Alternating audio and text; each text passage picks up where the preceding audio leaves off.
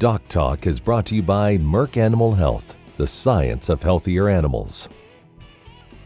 Hey folks, thanks for joining us today on the show. We're going to have a good one. Dr. A.J. Tarpoff is here.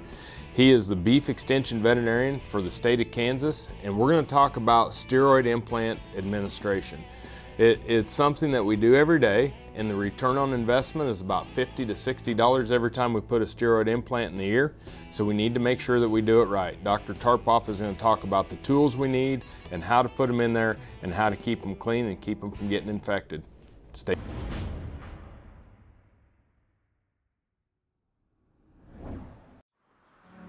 As dependable as the sunrise, in dairy parlors, open pastures, on ranches and feed yards across America, a place where reputation is more than a name, where the science of healthier animals is a way of life. It's the responsibility that drives who we are and what we do. Every decision, every day. It's your livelihood and our responsibility. In the springtime, cattlemen need to be thinking of preventing important diseases like pink eye. Pink eye prevention includes management factors like good fly control, pasture management, along with a good vaccination program. Eyesight from AgriLabs has broad efficacy coverage as its origin from 8 different field isolates of Moraxella bovis. It is safe, smooth, highly syringeable, safe with young calves and pregnant cows, and provides superior protection against pink eye. Closed captioning brought to you by VetGun with Amel and new AMA Abamectin Vet Caps, the 1-2 punch against hornfly resistance from AgriLabs.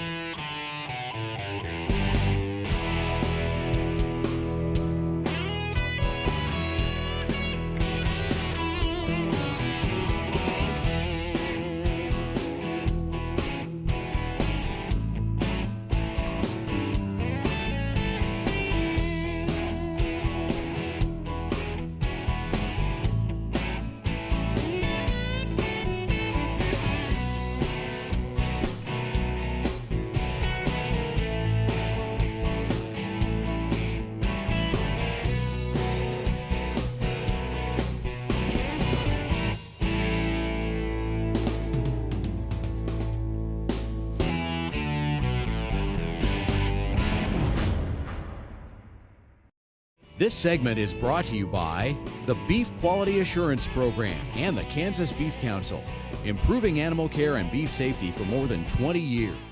Hey folks, welcome to DocTalk. Dr. Dan Thompson here with becoming a regular guest, Dr. A.J. Tarpoff. And Dr. Tarpoff is our Beef Extension Veterinarian here for the state of Kansas and beyond. He's over in the Department of Animal Science and Industries, and we are tickled to death for you to block out some time and come in here and talk to us about implants. Absolutely. It's always a pleasure to come on in. All right. So I think to start with, I think we should really talk over what are implants. Steroids, okay? We hear this all over the news, all over social media, but I think there's a lot of misperceptions of what these products are and how we use them in beef cattle production. Yep. Okay, so these steroid implants, these are not injections we give on a daily basis or something that we feed, okay? These are actually administered in very tiny little pellets that are placed on the outside flat of the ear, okay? And what these implants truly do and why we use them is for the overall efficiencies that we gather within our beef systems. Okay, we're able through these steroid implants that are very small dose, mind you. Even the big dosages are about 200 milligrams. Yep. Okay, and that lasts for well over 200 days. Yeah, in an 800-pound animal. Yeah, in an 800-pound animal. When we look at the dosages, it's extremely, extremely small. Yeah, 200 milligrams is the size of an Advil. Yeah, and I take 2 or 3 of them if I sprain my ankle every 6 hours. Oh yeah, not every 200 days. No. So this is a very small amount that lasts for a very long period of time. And so, what do we get out of it? Why do we use these? Yep. Okay, well, one, they're very safe, very effective. Been around since the 1950s. Okay, so we understand what they do, and that's why we continue to use them. But what we gain is our efficiencies in feed efficiency. So how much feed does it take to make a pound of gain? And also in our average daily gain, especially in our feedlot cattle.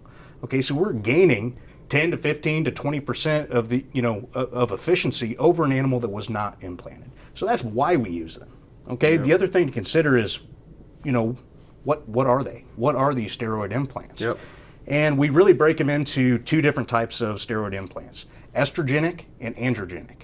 Okay, so these are sex hormones, right? These are things, they aren't brand new, okay? These have been around since the beginning of time. While, yeah. Okay, so the estrogenic, we're talking about estradiol.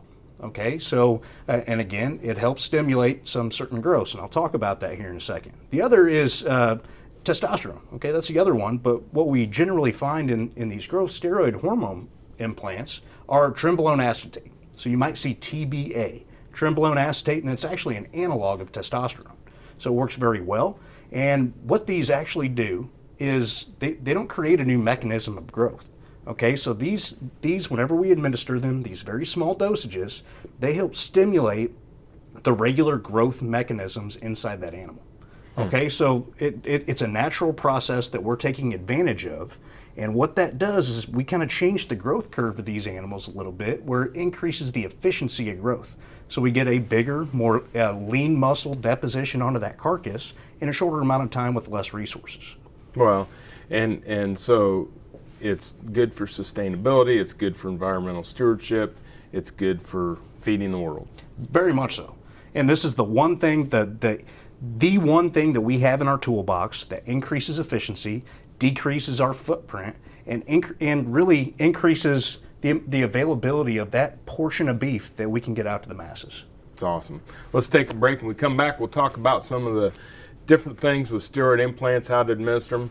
Dr. AJ Tarpoff, Beef Extension Vet here in Kansas. We'll be right back.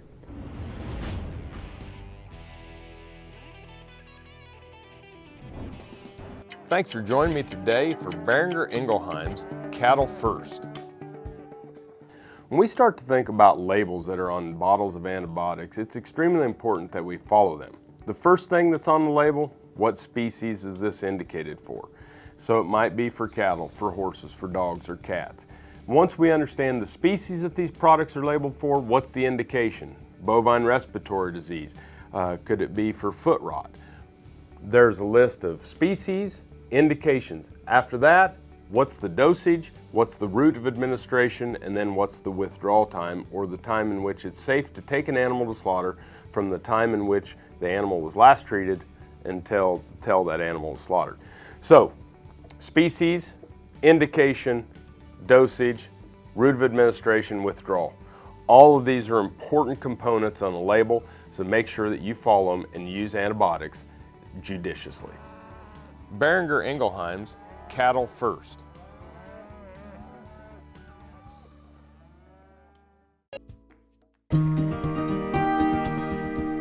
When you're in the cattle business, no matter how much it's a business, it still starts with cattle. It's this basic notion that sits at the core of how we approach things at Boehringer Ingelheim. We understand when you put the cattle first, it just naturally leads to doing the right things. If you want to do well in this business, you start by doing right. Take care of the cattle, and they'll take care of you.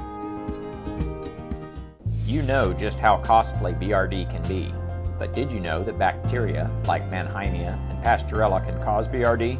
That's why veterinarians and cattle raisers focus on preventing pasteurellosis with a quality vaccine like Pulmogard PHM1. It's ready to use, highly syringeable, and provides comprehensive protection with a single dose. For pasteurellosis protection that's truly the head of the class, ask your veterinarian about Pulmogard PHM1. Valley Vet Supply is devoted to providing information and professional quality products at reasonable prices. Valley Vet Supply. This segment is brought to you by the Beef Quality Assurance Program and the Kansas Beef Council, improving animal care and beef safety for more than 20 years. Hey folks, welcome back to DocTalk. Dr. Dan Thompson here with friend and colleague Dr. AJ Tarpoff, who is our Beef Extension Veterinarian for the state of Kansas, and been in that position now a few years after being out in practice. How are you kind of settling in, enjoying it? You know, I really am enjoying it. It's been really nice to be involved with all the great producers and veterinarians out here in the state of Kansas. It really gives me an opportunity to get out and around the state and help a lot of people, which is it's really satisfying to have that opportunity. Well, I know we appreciate having you as a resource to be able to call and get Dr. Tarpoff on the phone or invite him out to your producer or veterinary meeting, and he'll do a great job for you.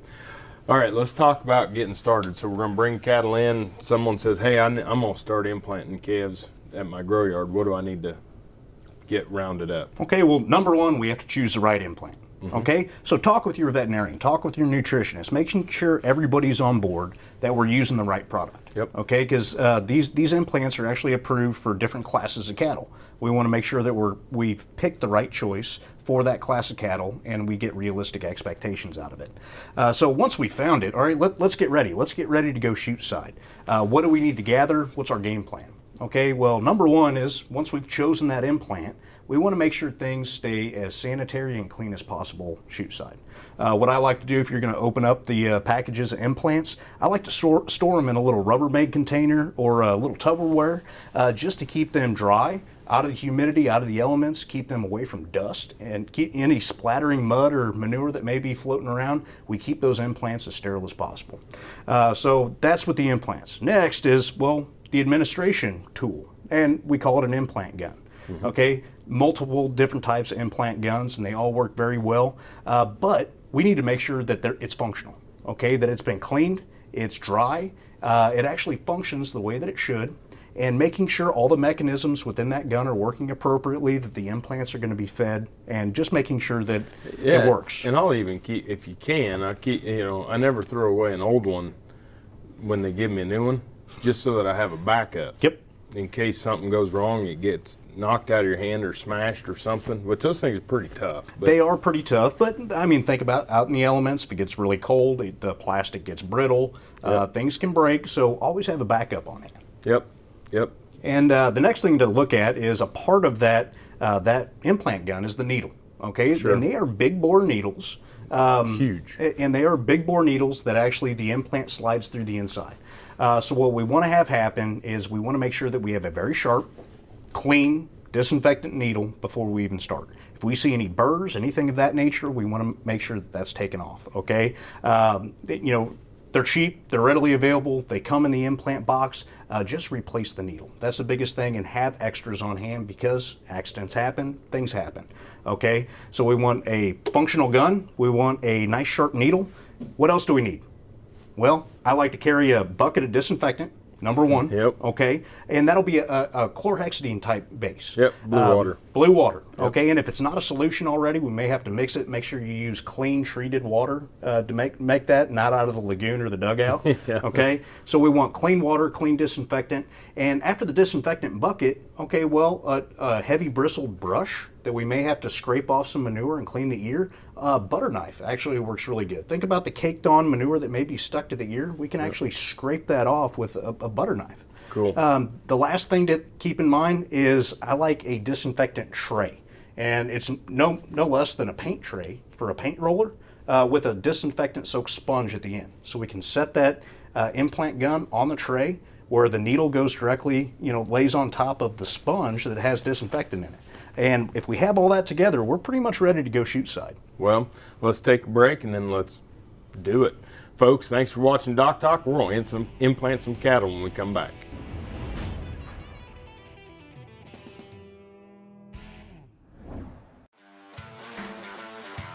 You spent countless hours building a strong operation.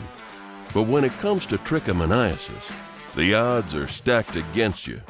It takes just one infected bull to take down the whole herd. Damage could include open cows, lost pregnancies, and lost profits.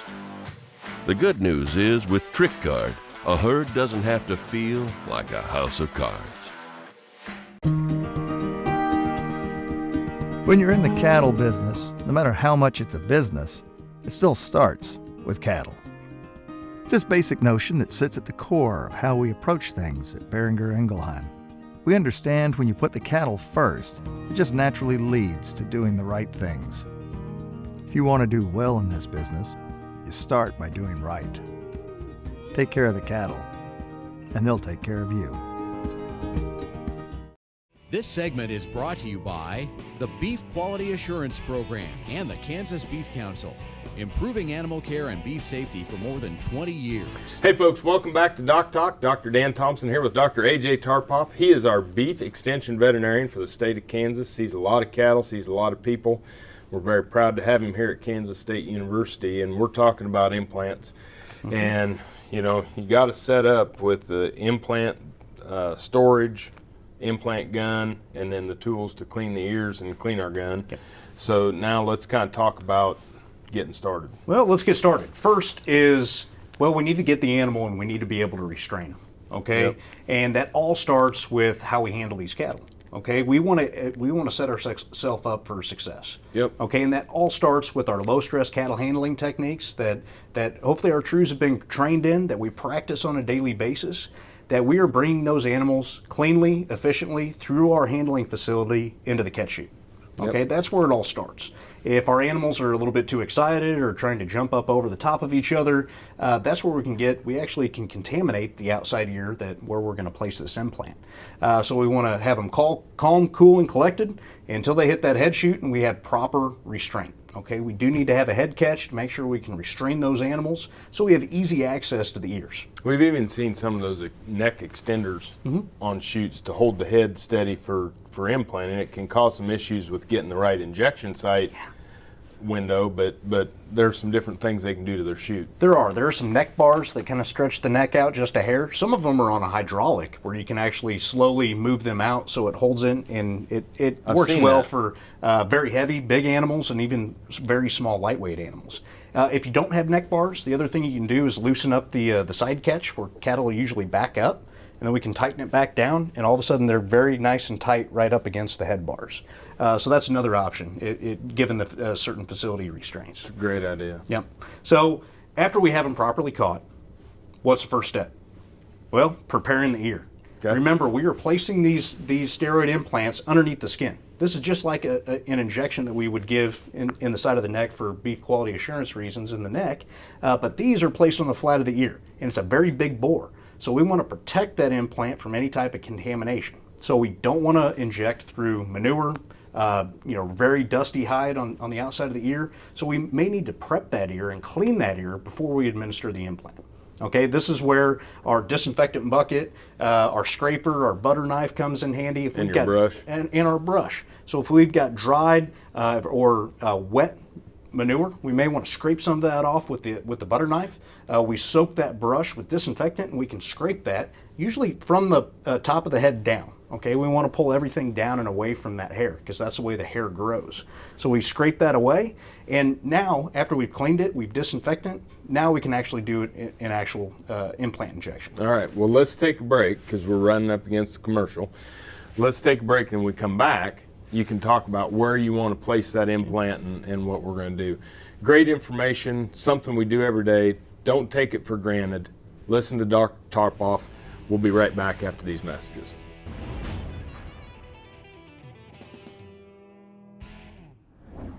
In the springtime, cattlemen need to be thinking of preventing important diseases like pink eye. Pink eye prevention includes management factors like good fly control, pasture management, along with a good vaccination program. Eyesight from AgriLabs has broad efficacy coverage as its origin from 8 different field isolates of Moraxella bovis. It is safe, smooth, highly syringeable, safe with young calves and pregnant cows, and provides superior protection against pink eye.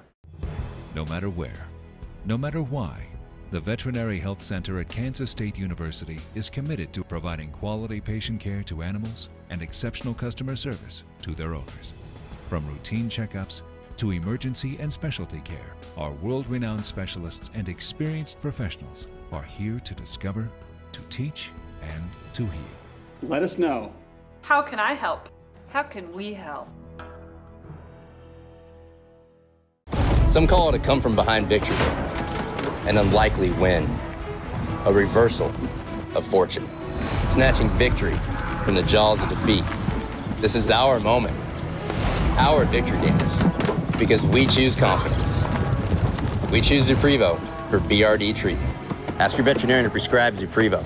Zuprevo is a fast-acting, long-lasting BRD treatment that you can count on to get the job done. Choose confidence. Choose Zuprevo from Merck Animal Health. Valley Vet Supply is devoted to providing information and professional quality products at reasonable prices. Valley Vet Supply. This segment is brought to you by the Beef Quality Assurance Program and the Kansas Beef Council, improving animal care and beef safety for more than 20 years. Hey folks, welcome back to DocTalk. Dr. Dan Thompson here with Dr. AJ Tarpoff, and we are talking about implanting cattle. And Dr. Tarpoff has done a lot of it, both in practice and here is his job as the state beef extension specialist in the state of Kansas. And the ear is cleaned, the ear is prepped. Walk us through where do we want to place it and how we're going to do this. Okay, so let's talk about placement. And the placement of these implants are that we have one ultimate goal. Now let's break the ear from the base of the skull all the way out to the tip. Let's break that into thirds. Okay. Okay, we want that implant to end up in the middle third of that ear. Gotcha. Okay, so that's general not against guidelines. the base of the ear, not out at the end. Correct. Right in the middle. If they get too close, sometimes they can get stuck in the cartilage. If they're out towards the tip, if they swing their head, sometimes we can lose those pellets. Just pitch the implant They pitch the implant. So we want them in the central third of the ear. Now, if you look at the ear, it also has multiple little valleys in it. Now we want that implant to end up in the central valley, down in the bottom, where it's protected, out of the way, and that's really our ultimate goal. But keep in mind, there may be ear tags, previous implants, or anything like that close by, or in a close proximity where we are trying to put our implant. So a good rule of thumb is be a finger width away from whatever obstruction is there. Gotcha. Yep. So if it's an implant or a ear tag hole or something like that, but we don't want to, a lot of times we get tempted to put them on that top shelf of the ear, and that can cause some trouble with the bunk cable rubbing on it and different things like that, right? If there's anything irritating, cattle will itch and rub. It's a normal grooming behavior. They will rub up against each other. We can actually rub and remove those implants after we implant them. So we really want that central valley where it's a nice protected area from cattle. We're protecting them from themselves. Yep. So you're going through all the steps. You're making sure that we don't get an infection, which would be irritating. Yep. You're putting it in a place where they can't rub the implant out, and where they can't flick it out. So it makes a lot of sense. And you got to remember, you got two ears. Yep. Right. So let's get right into administration. We picked out where we're going. I do want to bring up we have two different styles of implant guns. The first implant gun it actually has a retractable needle. Okay, so I like to think about that needle as a tunnel. We administer that needle with the bevel up. We administer that at a slight angle, get it just under the skin on top of the cartilage of the ear, place that needle all the way in. Yep. Once we do that, that's created our tunnel. Okay, with the retractable needle, we can pull the trigger, it automatically retracts, leaves the implant right in place. Okay, now our other type of implant gun, it does very similar, but it takes a little bit more skill on our part. Okay, we administer that needle all the way in. However, that needle doesn't retract automatically. That's where we come in. We'll slightly remove the needle, not all the way out, but just slightly, just to give enough space for that implant to start to go. And then we administer it and slide that needle out. Okay, just think about the tunnel. We don't want that implant to bunch up at the end of that tunnel. It needs space to be able to lay down flat where we have a nice straight line of all these implant pellets that line up. If we do all of that, we will decrease the chance of abscess, okay, because we've prepped that ear. We decrease the risk of bunching or crushing, okay? That's one of our failures that we do if we implant incorrectly. We get bunching or crushing, where they won't absorb like they should. We can run into some other issues. But if we choose the right location, we do it properly, we do it cleanly, we can usually end up with some pretty good results from implanting. Wow. Well, great information. Thanks for being with us today. Always a pleasure. Folks, Dr. AJ Tarpoff. Remember, if you want to find us on DocTalk, you can find us on the web at www.doctalktv.com. Always work with your local veterinarian. For Dr. AJ Tarpoff, I'm Dr. Dan Thompson. Thanks for watching DocTalk, and we'll see you down the road.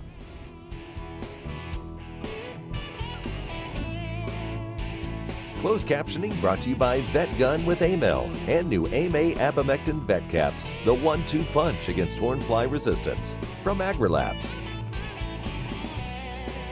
For more information about this program or previous programs, go to DocTalkTV.com. DocTalk was brought to you by Merck Animal Health, the science of healthier animals.